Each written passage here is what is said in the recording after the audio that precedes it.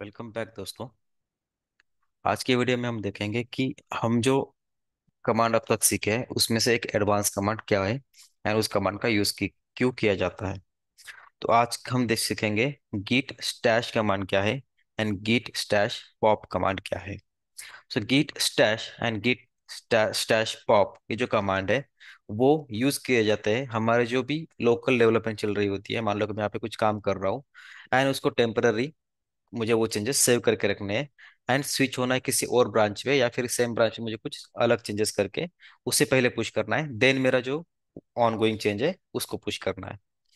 मतलब क्या, मान लो कि मैं एक किसी फंक्शनलिटी पे काम कर रहा हूँ, जैसे कि ये मेरा रजिस्ट्रेशन फॉर्म जो है यहाँ पे मैं वर्क कर रहा हूँ एंड यहाँ पे मैंने क्या किया, कुछ यहाँ पे डमी टेक्स्ट यहाँ पे ऐड कर देता हूँ। जैसे कि मैं यहाँ पे कुछ लॉगिन फॉर्म ऐड कर रहा था एंड यहाँ पे मेरा काम चालू था। ठीक है, अब मान लो कि ये मेरा फॉर्म यहाँ पे बन गया था एंड इन बिटवीन कुछ प्रायोरिटीज चेंज हो गई, कुछ प्रायोरिटीज सेट हो गई एंड उस केस में क्या हो गया कि हमारा जो मतलब मान लो कि मैनेजर से मुझे क्या आया कि एक बग फिक्स करना है एंड वो प्रायोरिटी पे मुझे फिक्स करना है। तो हमें क्या करना पड़ता है, ये जो हमारा चेंज है, ठीक है, इस चेंज को हमें क्या करना पड़ेगा, टेम्पररी सेव करना पड़ेगा। जैसे कि अब मुझे टेम्पररी सेव करना है तो उसके लिए मुझे कमांड यूज करना पड़ता है git stash। ठीक है, सो git stash जो कमांड है वो क्या करता है, हमने जो भी अभी रिसेंटली चेंजेस किए हुए होते हैं वो चेंजेस को क्या करता है, वो स्टैश करता है, यानी कि लोकली वो सेव करके रखता है। ठीक है, यहाँ पे मैं क्या करता हूँ, इसको एंटर कर देता हूँ। तो आप देखोगे जो मैंने यहाँ पे चेंजेस किए थे वो क्या हो गए, सारे के सारे यहाँ से चले गए। अभी ऐसा लग रहा है कि हमने क्या किया, उसको कंट्रोल जेड करते थे वैसे यहाँ पे उसको चेंजेस को निकाल दिया।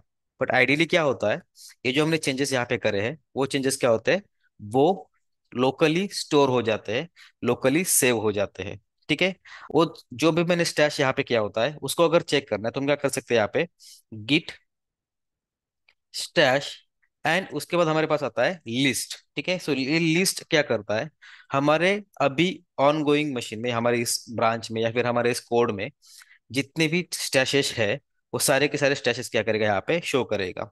ठीक है, अभी के केस में अगर यहाँ पे मैं देखूं तो यहाँ पे मेरे पास क्या है, एक स्टैश यहाँ पे है 0 नंबर का, जो कि क्या है, work in progress on this branch. और जो भी चेंज यहाँ पे है वो क्या हो रहा है, अभी के केस में मास्टर में जाएंगे जहाँ पे भी जाने हैं। ठीक है, तो यहाँ पे क्या हो रहा है, हमारा जो चेंज है यहाँ पे इस तरह से स्टैश होता है और हम उसको देख सकते हैं using git stash list command से। ठीक है, अब हमने क्या किया, कुछ यहाँ पे चेंजेस किए एंड बग्स फिक्स कर दिया। जैसे कि मान लो मैं क्या करता हूँ, मेरा बग था मेरे लॉगिन पेज पे या फिर रजिस्ट्रेशन पेज पे जहाँ पे भी था, मुझे क्या करना था, यहाँ पे कुछ, यहाँ पे मान लो कि मैं क्या करता हूँ, यहाँ पे हेडिंग ऐड करना था या फिर पैराग्राफ ऐड करना था एंड देन मुझे क्या करना था, ये बग जो था मेरा वो फिक्स करना था। ठीक है, सो यहाँ पे मैं करता हूँ सिंपल, यहाँ पे मेरा एक लाइन का यहाँ पे चेंज किया एंड मुझे क्या करना है, ये लाइन जो थी वो मुझे कमिट कर देनी है। ठीक है, जैसे ही मैं ये लाइन कमिट कर दूंगा तो मैं क्या कर सकता हूँ, अब मेरे जो चेंजेस है वो यहाँ पे चल रहे हैं। ठीक है, मैंने यहाँ पे चेंजेस किए हैं, देन इसको करता हूँ मैं गिट, ठीक है, ऐड एंड डॉट, इसका मतलब है मैं क्या कर रहा हूँ, सारी फाइल्स यहाँ पे ऐड कर रहा हूँ। ठीक है, देन इसके बाद आएगा गिट कमिट -m। देन यहाँ पे मैं क्या करूंगा, मेरा जो भी मैसेज होगा यहाँ पे यहाँ पे ऐड करूंगा। सो मैं क्या कर रहा हूँ, यहाँ पे रिफैक्टर या फिर मॉडिफाई, ठीक है, लॉगिन फॉर्म। ठीक है, देन मैंने यहाँ पे चेंज किया, मेरा वो चेंज क्या हो गया, यहाँ पे पुश हो गया। ठीक है, मतलब यहाँ पे मैंने कमिट कर दिया। देन लास्ट में यहाँ पे गिट पुश कर सकता हूँ एंड गिट पुश करके मैं क्या कर सकता हूँ, उसको मेरे जो चेंजेस है उसको पुश कर सकता हूँ मेरे इस पर्टिकुलर ब्रांच पे।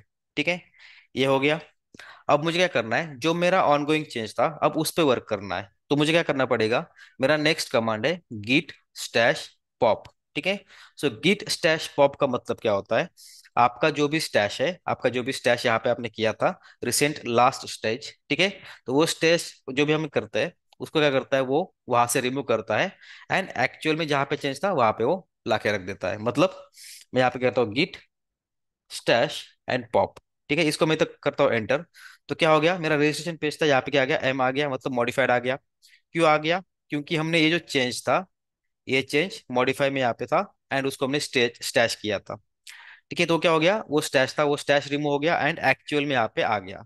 अब मैं यहाँ पे क्या करता हूँ, फिर से गिट स्टैश एंड लिस्ट करके देखता हूँ। ठीक है, तो यहाँ पे मैंने लिस्ट किया तो यहाँ पे क्या है, अभी मेरे पास कोई भी स्टैश नहीं है, इस तरह से यहाँ पे दिख रहा है। मतलब कोई भी यहाँ पे डेटा नहीं आया, ए जस्ट कमांड रन हो गया एंड दैट्स इट। यही होता है git stash pop and git stash list command. ठीक है। अब मैं चेंजेस जो है वो फिर से पुश करूंगा तो मेरे क्या होंगे, मेरे जो ब्रांच में है वो चले जाएंगे, एंड देन ब्रांच में बाद में मर्ज कर सकता हूँ, जो हमने लास्ट सेशन में ही देखा था कि किस तरह से हम ब्रांच पे कोड पुश करते हैं, किस तरह से हमारी ब्रांच जो होती है वो हम मर्ज करते हैं। ठीक है। सो ये था basically git stash pop and git stash list. ठीक है। अगर ये वीडियो आपको पसंद आता है तो लाइक शेयर एंड सब्सक्राइब जरूर करके जाना।